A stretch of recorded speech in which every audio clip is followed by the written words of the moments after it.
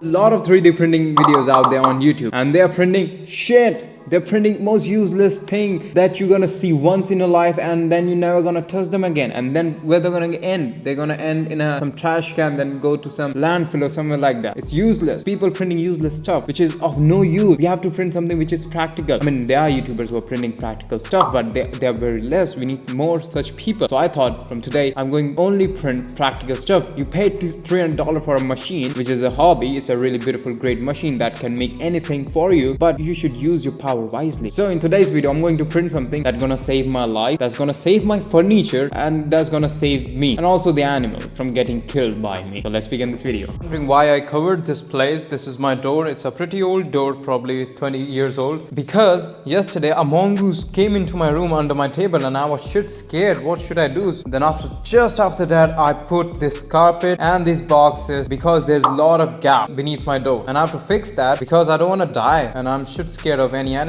Also, they're ruining my furniture because rats are coming in through that space too. So I took the measurement, and you can see the gap is 20 millimeter and the size of one door is 650 millimeter. But the thing is, one thing to make sure the gap is variable, it's not fixed. So actually the door is pretty old, and it's not, the bottom finishing is like little up, little down somewhere. So it's between 15 to 20 millimeter. So we have to design something which is variable, which is adjustable according to the gap. Let's design something.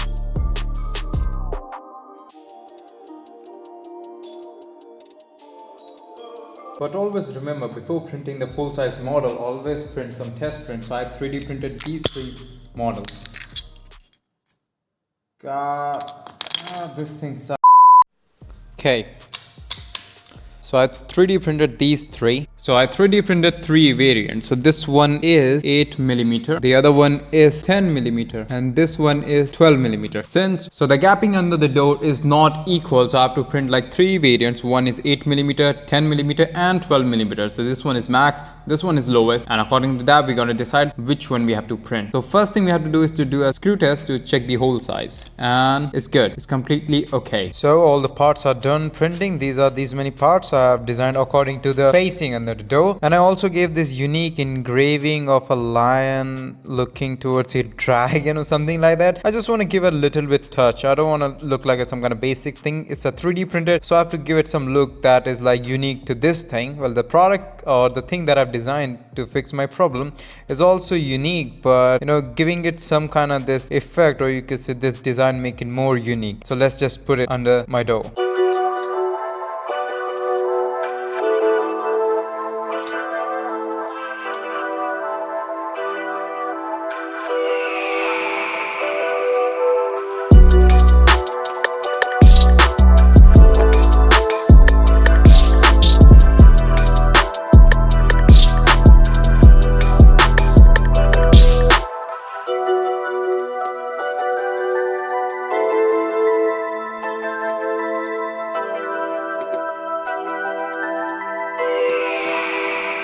So you can see it's done now. I covered this whole door bottom area with this 3D printed plate, and this side of the door too. So now you can see both of my doors are covered with this black plate, and now it won't gonna be causing any problem to me. And one is broken right there, but that can be fixed. So let's try to open this door. Okay, let's open this door now.